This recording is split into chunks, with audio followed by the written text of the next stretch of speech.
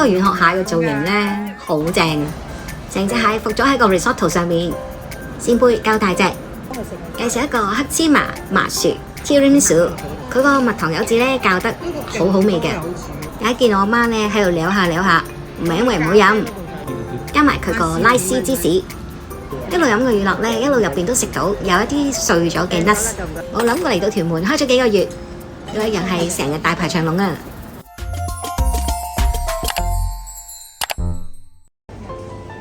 ！Hello， 大家好，歡迎嚟到生活 DNA， 我哋係 Ako 同 Dio。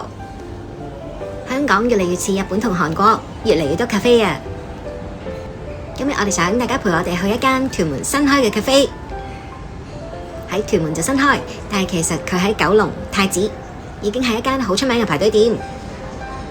我諗過嚟到屯門開咗幾個月，都一樣係成日大排長龍啊！一齊睇下佢嘅質素值唔值得我哋排咁耐隊。Let's go！ 呢間 cafe 叫 Owens， 開咗喺屯門西鐵總站嘅 Vicity 商場入邊。呢個商場地下嘅位置呢，好特別㗎。雖然係商場範圍，但係 cafe 嘅其中一邊呢，個頂係玻璃㗎，好似喺露天可以曬住太陽享受嘢食咁樣。我哋去嗰日呢，啱啱係 Christmas Eve， 下午茶時間，所以嗰日呢唔使點排隊啊。職員安排咗我哋坐仿露天嗰邊，見佢網上面嘅評價話佢嘅價錢係親民嘅。咁睇佢散奶嘅餐牌，沙律68至到88，乾呢就40幾50幾蚊，頭盤一般都係3幾10蚊，個價錢都唔算貴。cafe 一定要有嘅 all day breakfast 都有2款 ，pizza 睇佢樣都好吸引，側轉嘅 size 60零70蚊。我見到會流口水嘅甜品呢，有11款揀啊！飲有奶昔、乳酪同埋蘇打、朱古力、咖啡同埋其他冇酒精飲品，選擇都好多。我哋去嗰個時間有 brunch set 同埋 afternoon tea 俾我哋揀，都有啲蛋糕 set 嘅。最後我哋4個人揀咗3個 set 同埋1個 all day breakfast。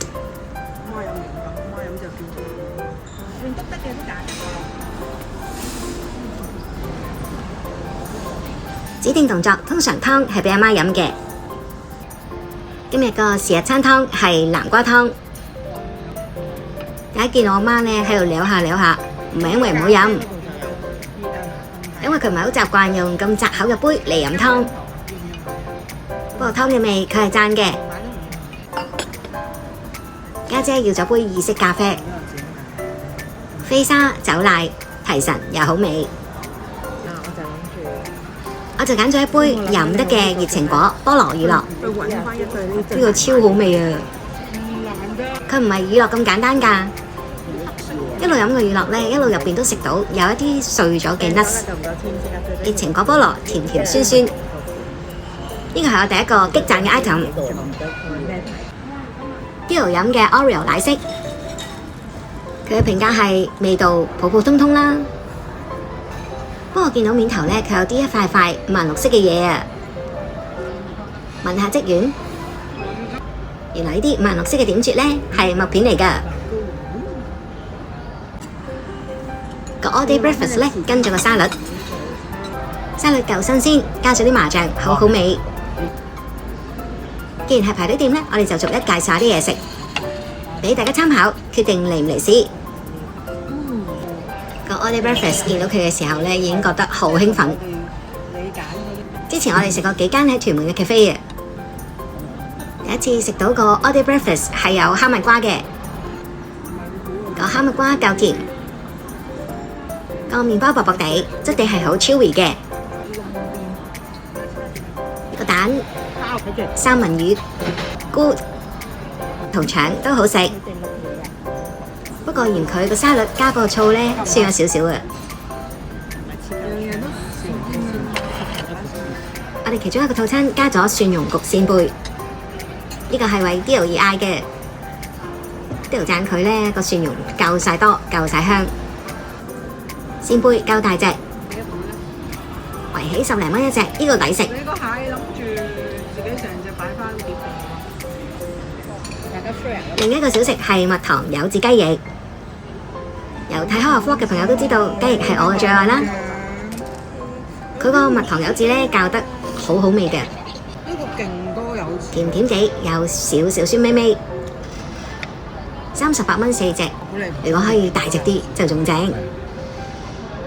因為阿媽咧唔係食開西餐嘅人，唔係成日用叉食嘢㗎，而佢用隻叉食呢隻雞翼咧，都食到津津有味。我哋幾個飯桶咧叫咗3個套餐都係飯啊。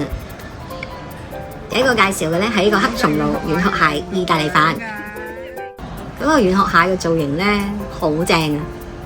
成隻蟹伏咗喺個 risotto 上面，接落去咧個軟殼蟹都有肉嘅喎。雖然軟殼蟹係炸嘅，但係食落去就唔會覺得好油膩或者熱氣。另一個西京燒比目魚黑松露 risotto。阿媽同 Dio 最中意食魚，呢個比目魚咧，佢哋兩個都大讚。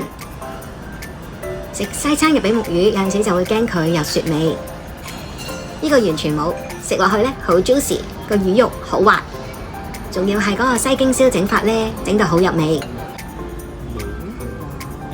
加埋佢個拉絲芝士，呢個 risotto 我哋都大讚。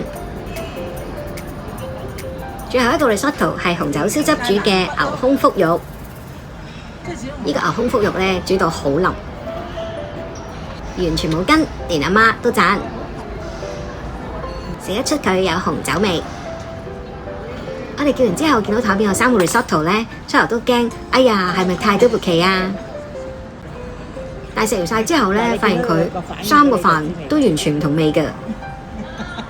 就算有2個望落好似差唔多，都係黑松露嘅 risotto， 但係因為配埋佢嘅餸料，其中一個又加咗芝士，所以就算 risotto 咧都食得出佢有好多種唔同嘅變化。我記得未用過嘅。食完鹹嘢，梗係要食甜品啦。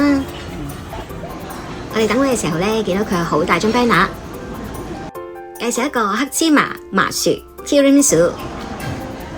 我係期間限定，灰黑色㗎，唔係紅色㗎。而黑芝麻又係 Dio 嘅 favourite， 所以我哋嗌咗。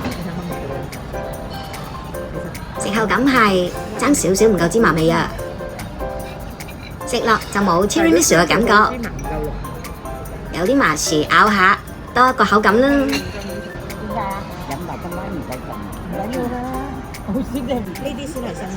甜品仲有個芝士蛋糕，你知唔知大個樣？雖然呢個咧唔係我最愛嗰啲 New York cheesecake，冇人俾你啊，唔知炒。不過簡簡單單都幾好味。去日本咧都有去，又係食到一枱都係咧，我哋最後埋單678蚊。